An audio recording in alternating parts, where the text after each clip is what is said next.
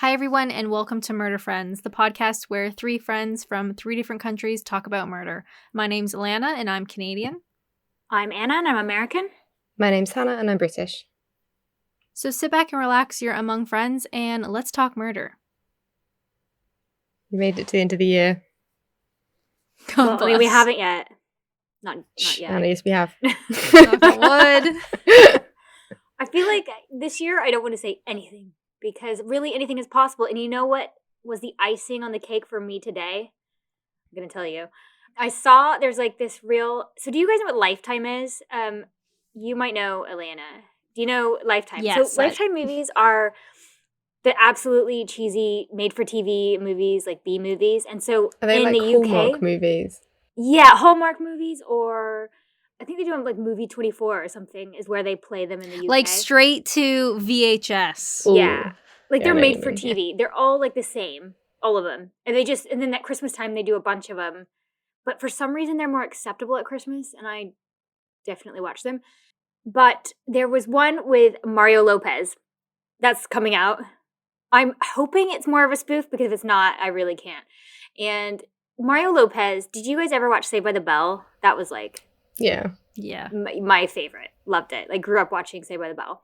So Mario Lopez was AC Slater. Do you remember him? He was like the beefy one, like the jock one with the dark hair. Well, he's gone on to Mario Lopez paid him, and he's gone on to have like a career. I think he's like a TV show now. He's still around doing things. I don't know what exactly. And they're doing like a Lifetime movie where him as like a hunky Colonel Sanders for KFC called like Recipe What? for Seduction. No. Hey, Colonel Sanders needs love too. I know. He's like a really like a sexy Colonel Sanders. Those words shouldn't go together. I know, Sexy right? Colonel No. Yeah. No. Now, it may just be like an advertisement type thing that they're doing, but I just can't, even if it's a joke, it's just not funny. Don't joke with us like that this year. We just can't take it. It's gone too far. So that was like my moment today where I was like, really? You know, I'm ready for anything now. What about you guys? I've got nothing. I know. It's been rough. So UK-wise, we're like, obviously, where we all three live, we are tier 3. So, which is essentially lockdown, nearly. Like, it's not really any different, except I think, like, clothing shops are open now, right? Yeah, I think that's about it. Pretty much. Yeah, I went to Blue Water for the first time in probably all year to finish up like last minute Christmas stuff. And I don't know about the general opinion, but I love the fact that Blue Water has a one-way walking system now. So there's like little lines on the floor and you have to walk, you know, on the left, or if you want to cross over, you can only cross over at certain parts and then you have to walk on the other side. I love it. I think everything needs to have a one-way walking system. It's so fabulous. It's so easy to pass people because everybody's going in the same direction. And my biggest pet peeve would be going to Blue Water, you know, last year back when crowds were a thing and people aren't looking where they're going and they run into you and there's like strollers coming at you. No. One-way walking system. I think every place should have one. I love it. Yeah. I love it too. It's like the less I can interact with people, the better, almost. Like I have to deal I with just don't want anybody. people touching me, like, ever. Exactly. My Ever. space. Yeah. In any capacity. So social distancing for me has been pretty good. Haven't been like hugged. Haven't had like people. I haven't been on tube since for a while. Anyway, it's been great. Nice. I know you had like horror tube stories. Yeah. So. I was like going back through our old episodes.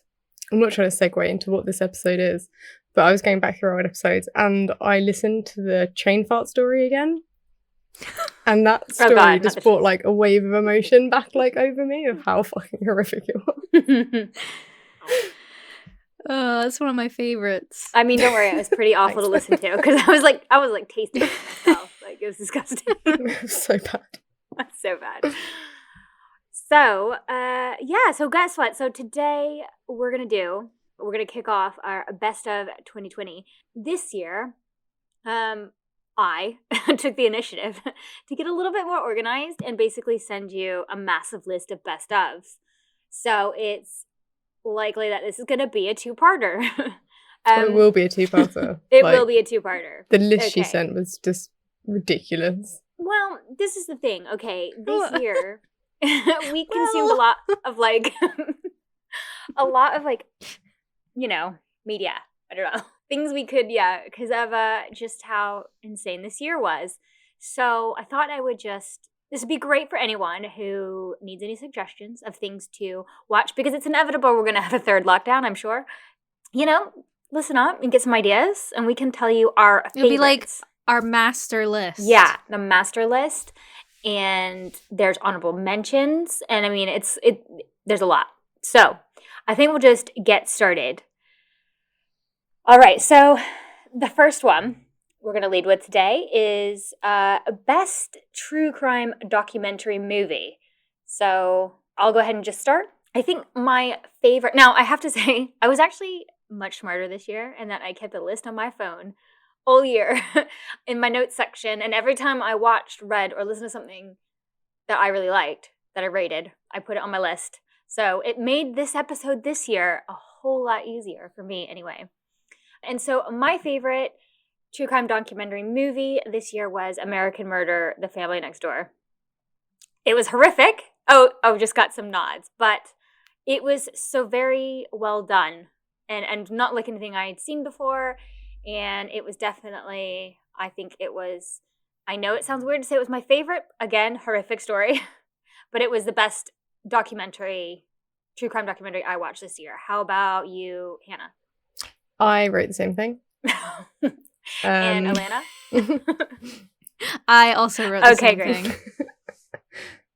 For people listening who don't know American Murder, it was a Netflix movie, like one part, movie. One part is a movie, but it was shown completely with real footage. So it was like body cam footage or videos from Facebook that the victim posted and that kind of stuff. So it's kind of like a true crime murder mystery, but in a really multimedia kind of way. And I think that's why it stuck out for me. I annoyingly was not prepared this year, and I did not leave a single note for myself.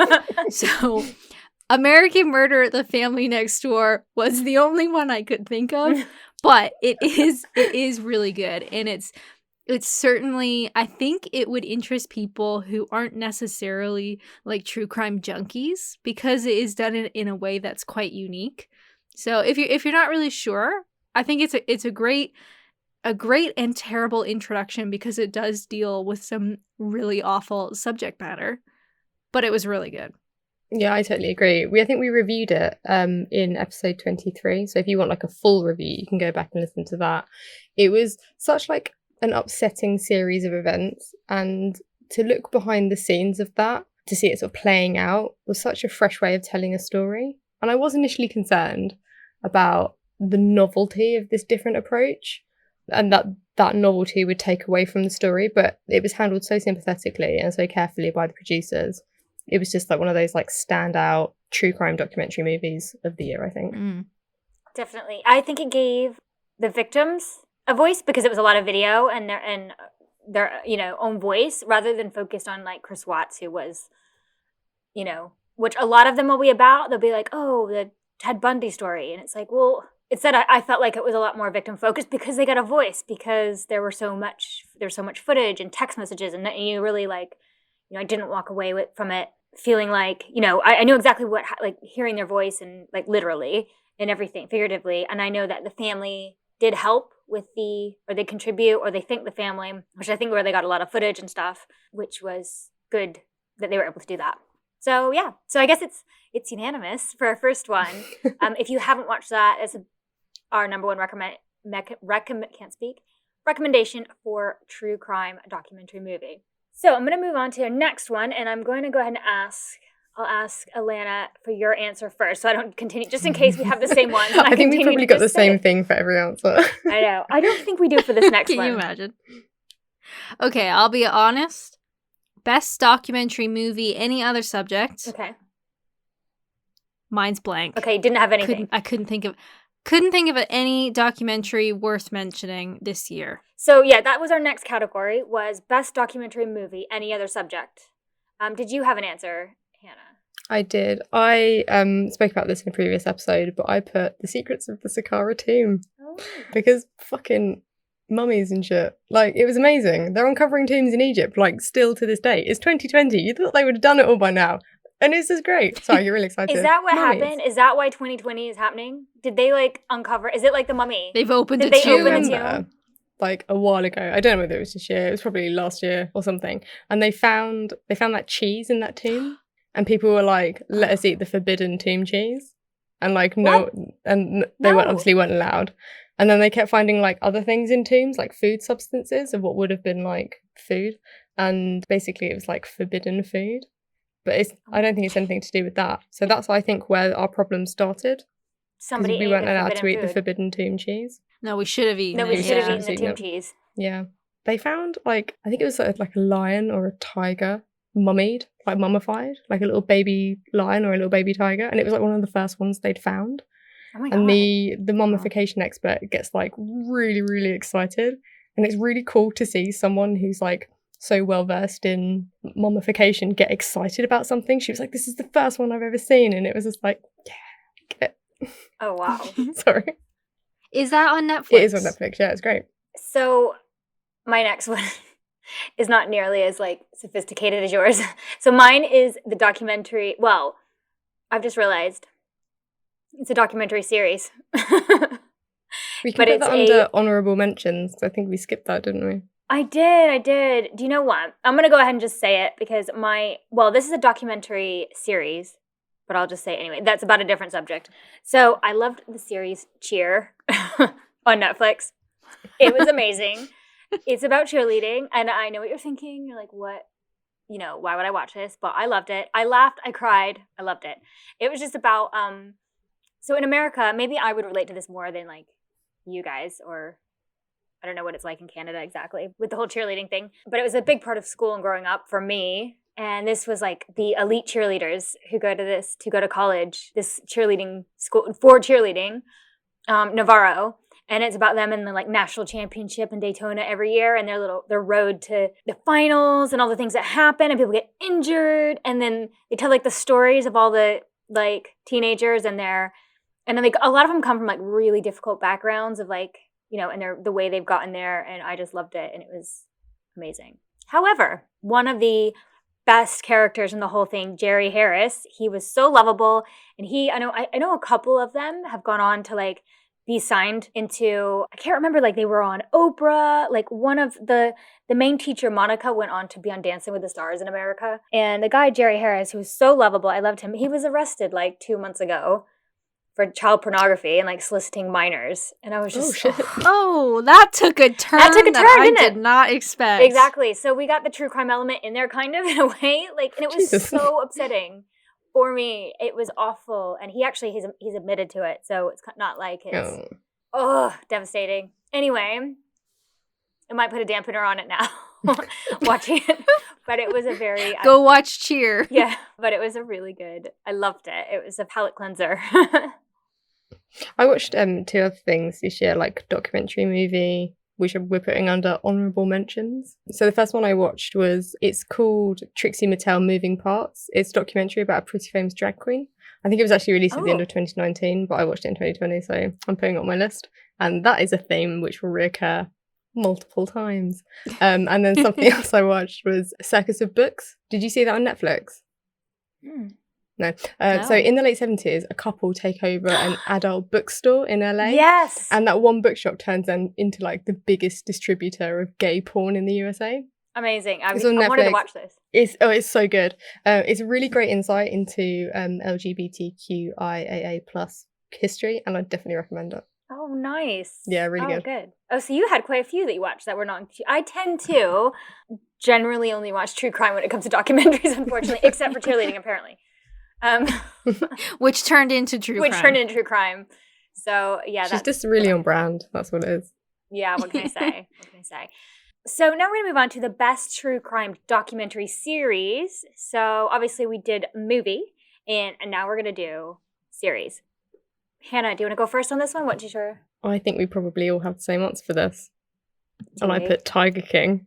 No. True crime docuseries. I put Tiger King and neither of you did. No. It made my honorable mentions, okay? But it didn't... it wasn't my favorite. This podcast is over. I'm closing it. And I'm sorry. Bye. Hannah's turning off. I put Tiger King. It was bananas. It came out just when everyone needed it. Lockdown hits. Everyone's indoors. We all turn to our comfort blanket. That is Netflix. And then we just meet this huge, outlandish cast of characters. There's a guy on a jet ski, a guy in a bathtub, there's cock ring chat. And I wrote, added more spice to a fiery bowl of what the fuck. Suicide, missing arms, country music, hitmen, prison, and then Carol Baskin, which is like a whole other level of bizarreness. It was what we needed when we needed it. I agree.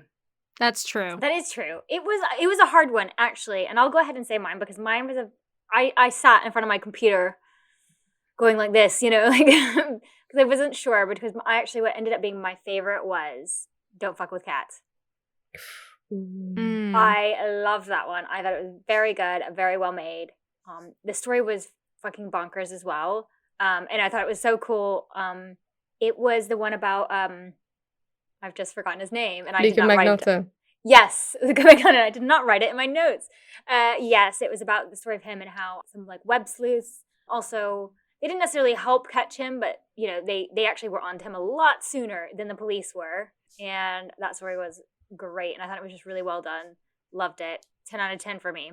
So, Oleana, what's yours? Now, I actually picked one we have not talked about yet. So if you are a new listener, you can go back. We cover Don't Fuck With Cats, and we do cover Tiger King. That was like earlier in the summer, I think. My best true crime documentary series is McMillions, which I did not think I was going to be that interested in. But it is a mini-series about the McDonald's Monopoly game and how that was scammed between 1989 and 2001. So it launched last March, so March 2020, and I didn't really hear anything about it. But for some reason, my partner was like, you want to watch McMillions? I was like, oh, sure, I guess. Like, it's not my typical type of crime because obviously it's, it's a white collar. Yeah. They're scamming McDonald's, basically. But it was so good. I think you guys would both really like it. It's such a dry topic, but the interviews are hilarious. And it actually really dives into the people that participated in this scam. So basically they would like buy the instant $1 million winner tickets for Monopoly McDonald's game. So you'd buy it from like a mobster kind of guy, and then you'd go claim it. But then you would owe him a lot of the money, and a lot of them actually got scammed because they didn't realize, you have to pay tax. So there's a lot of like financial stuff in the story, obviously, but it's told in a way that is so interesting. And I gotta say, if you've watched it, there's an FBI agent, Doug, I think his name was, who is featured quite heavily. He's part of it. And he is the most eccentric, weird man I've ever seen. And he's so pumped about this story, and he just really wants to tell you what happened. So yeah, McMillions, if you are ever bored, give it a watch. I thoroughly enjoyed it. And for something that's like really boring financial crime, it's really, really funny. I've heard about McMillions. I heard it was good. I heard quite a few people say it was quite good. But I never got around to watching it. So actually, I'm going to put that on my own list of like things to watch. Yeah, if you're ever bored. Yeah, definitely. So that's quite good, actually. We ended up having different picks for our favorite true crime documentary series. Any honorable mentions? I know that I had Tiger King, as I mentioned, and Unsolved Mysteries. Yeah, Tiger King, Don't Fuck With Cats. Those were all good. Unsolved Mysteries, Season 2, Episode 2 would also be on honorable mentions, but that needs to be very specific. Yeah. I also had Killer Inside, The Mind of Aaron Hernandez. Oh, yeah. Oh, yeah. That was earlier in the year, wasn't it? That was very good as well. That was really good. I didn't know the outcome of that story, so when I watched it, I didn't know that, spoilers, that he killed himself in prison. Yeah. So that was really, like, I think I was on the train when I watched it, and I remember just being like, like that deep sort of like suck in of breath. Probably scared some people on the train. Were but you not as shocked anymore. as Alana, who found out, like, in one of our last episodes, that Maria Marta had actually been shot 6 times? What? That was my. I put that down as like my favorite reaction of the year. Damn. Sorry. Shocked. All right, so next we have our best documentary series, any other subject. Okay, so actually mine should have been Cheer, but I've muddled mine up. Sorry about that. So I actually have Cheer for that. It wasn't a movie. It was a series. Hannah, what do you have? I watched a 6-part series about the Kennedys. Wow. Oh. How was that? I have no idea when it was released, but we watched it on More 4 in November, I think it was. Yeah. It was called The Kennedys, Tragedy and Triumph, and it was actually really good. It has like interviews, there's like interviews from the family members, and there are like a lot of Kennedys. Like there are loads of them. They're pretty cursed, and it starts, so cursed. It starts with the story of the patriarch of the family, and then chronologically goes through the highs and lows of the Kennedy family history. So it goes through sort of like JFK, like RFK. It talks about what's the one where the woman dies in the car? Anyway, there's another Kennedy who's involved with a girl who dies in a car. It was like a big scandal because obviously after JFK was assassinated, they wanted his brother, RFK, like Bobby Kennedy, to become president. And then he's obviously assassinated. This isn't spoilers. This is, I think everyone knows this. It's called history. This is history. Well, I don't know a huge amount about American history because like we weren't taught it in school. Oh yeah, of course you weren't. Sorry. So we did Sorry. And then there's another Kennedy. I think it's like the youngest brother, and they want to sort of like push him towards becoming like great politically. And he just has this huge scandal where he's driving someone in a car and he drives off a dock or something. Yes, I remember now. Yeah, but it's called something and I can't remember what it's called. It's called the something incident. It's gonna come to me at like 3 a.m. this morning. I'm gonna wake up and text you both. And it's brilliant. It's really, really good. It's on More 4. I don't know whether it's still available, but you should be able to find it somewhere on the internet. Oh, right. Oh, that's really good. I know we learn about it at school in America, obviously. No reason to learn about it here. Or probably in Canada either. That's great. Did you have anything, Alana? I did not. I feel like I had a school assignment and I didn't do it. I'm so sorry. I watched a fair amount of TV this year, so when we get to the TV section, I have a lot of things to talk about, but no documentary type stuff. You're like, I just needed escapism. Like, didn't want to learn this year. Just something funny. All right, so we're going to move over to podcasts. So we have Best True Crime Podcast this year. And Alana, would you like to go first? I would love to. Canary. Period. So I think it was our episode 27. We talk about Canary from the Washington Post. That one blew my mind. It is about sexual assault, so it's quite heavy if you haven't listened to that episode already. But yeah, Canary was one of those ones where it made me cry, like tears, like big, fat, ugly tears. But I thought about it a lot when I wasn't listening to it. And I think that's a good sign that it was decent because we consume so much stuff. A lot of the time it just goes in and comes back out. That's why I can't remember half of these categories because nothing like stuck. Nothing stood out for me. Stick in there. Yeah, stuck. Nothing stuck. But Canary, oh my goodness. It was so raw, and it, like you guys were talking about in the episode, it is very reminiscent of stories like S-Town and Ballad of Billy Balls, where it's so much bigger than it originally starts out to be.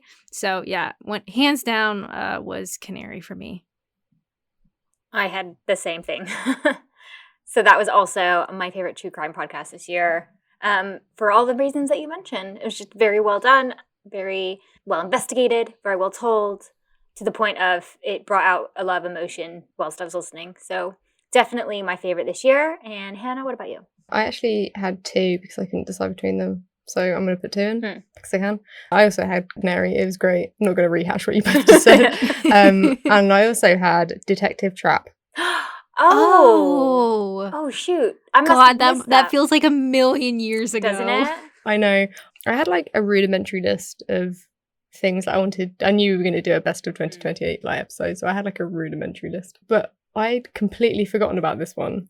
And I was going back through our website of all things and looking at things we'd previously reviewed. Amazing. Good idea. But yeah, Detective Chap, I think it was brilliant. All I know is that I want to be Jalissa Chap when I grow up.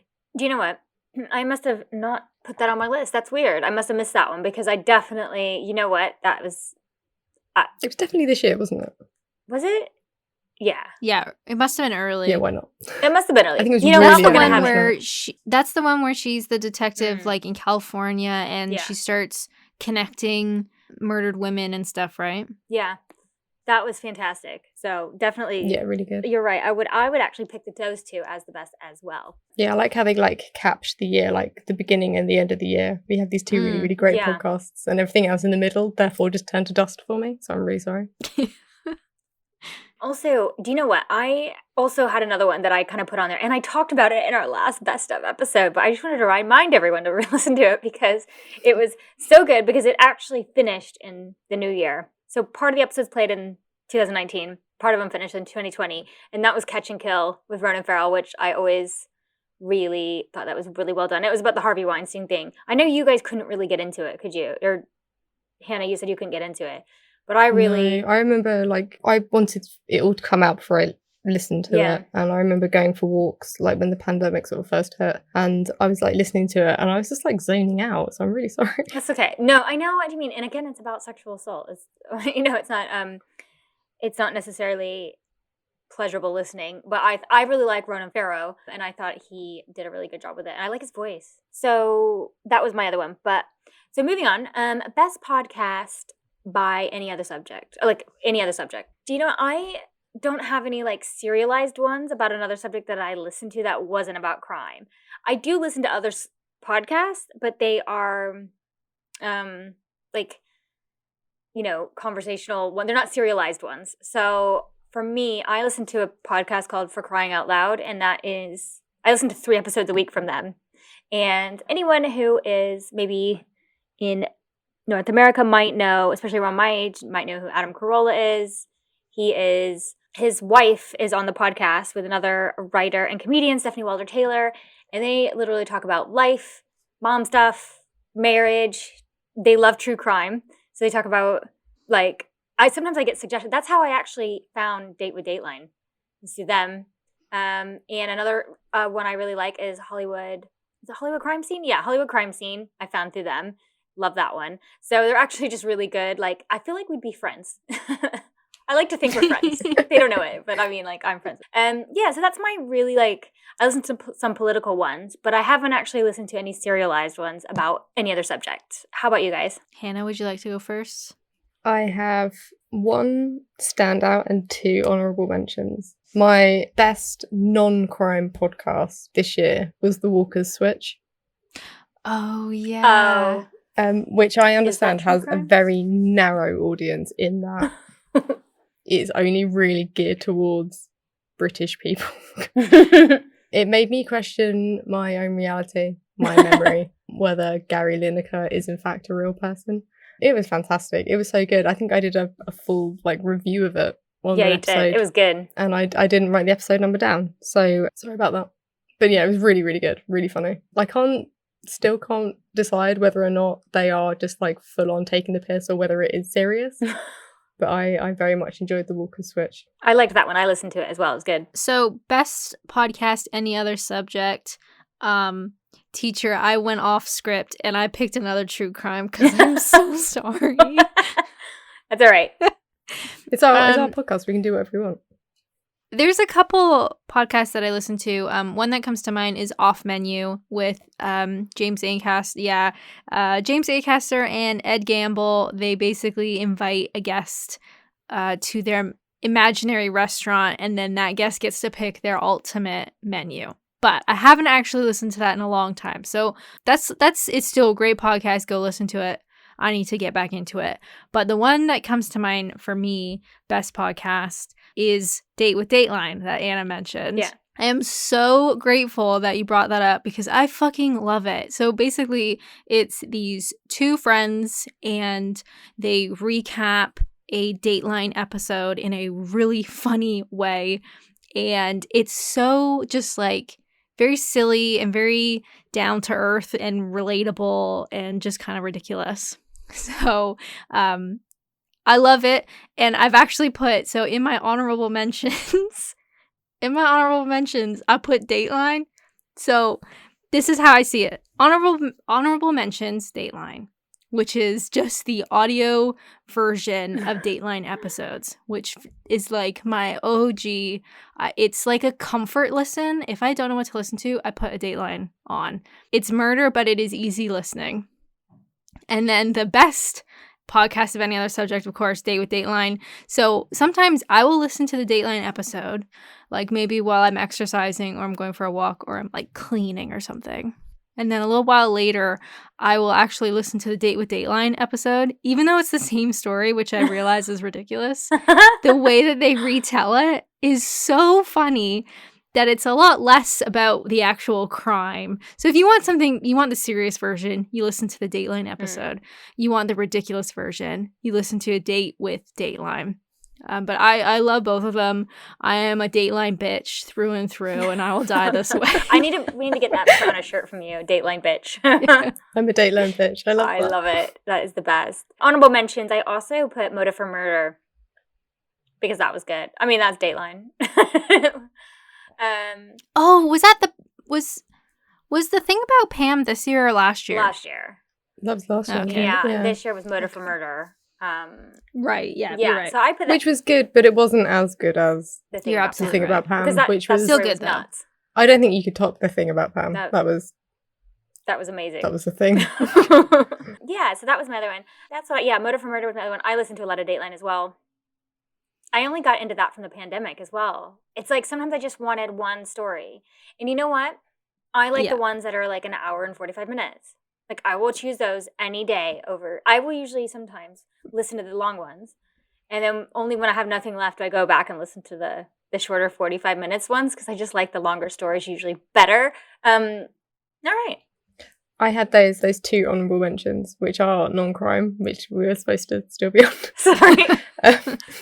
Yeah, all right. I love it. Sorry. I didn't create the list. I'm just enforcing the list. Yeah, I didn't do a really good job of the list. I apologize, listeners. I'll do better in 2021. So I had two. There's one called In Search of Black History with Bonnie Greer. It's on Audible. Part of the synopsis reads, brings you face to face with the people you never knew existed, people whose stories tell us a different tale about who we are. From the earliest glimmerings of modern humanity up until the present day, Bonnie Greer uncovers the lives of people of African descent that don't fit in with the accepted history of Western civilization that we've traditionally been taught. And it was really good. There's 8 episodes. She's a fantastic storyteller. She liaises and speaks to people from like the British Museum and like a lot of experts as well. So it's really, really, really well researched and it's great. I would strongly recommend it. And the other one, which I've only just finished listening to, is called My Year in Mensa. Really? Did either of you? No, never heard of it. No. So there's a comedian called Jamie Loftus and she joins Mensa for a year and she has this experience. She takes the test as a joke while she's hungover and she passes. And then she writes a blog post called Good News, They Let Dumb Sluts into Mensa Now. I love it. Which at that point had me hooked. And she joins a Facebook group called Firehouse, which is an unmoderated official Facebook group for American Mensans. And she discovers that some of Mensa has this super alt-right underbelly. And the story is bananas. It really is. She gets death threats. She gets people calling her dumb cunts constantly. She goes to this meetup and she recounts her stories and what the people are like and how one of them just proudly walks around with a Make America Great Again hat. It's kind of scary but really, really funny. And when she's describing it and when she's talking about her experiences, sometimes she lists things or she'll say something and she'll just add in really funny sound effects to the point where I was sitting down at my desk trying to write something and I was listening to it and I was just giggling at my desk because it was just so funny. So yeah, if you want just it's 4 episodes, really short, 4 episode little thing. But yeah, that no, sounds that's really funny. good. I like Actually, I'm that. gonna have to download Yeah. that. It sounds really funny. Yeah, it it's sounds very really she's got- interesting. Yeah, she's got like a really dry sense of humor, and it's great. I really enjoyed that one. I think we've learned today that Hannah's much more of an intellectual. I'm not obviously a potato. I'm like, I watch cheerleading. And I'm just like, I listen to Dateline, and then I listen to Date with Dateline, which is the same fucking story. And she's like, well, I listen to this about Black history and Egyptians and like Mensa. Okay. My favorite awesome. cheerleading documentary, okay. So on that note, I think we will stop for now and we will have you join us in our part 2 best of, which will be next Wednesday. So come back to us. We still have a shitload of categories to go through. So we'll see you then. If you want to check out our website, murderfriends.com, you can email us at murderfriendspod@gmail.com. Follow us on Twitter at murderfriendspd and Instagram at murderfriendspod. And we will see you next time. All right, bye. Bye.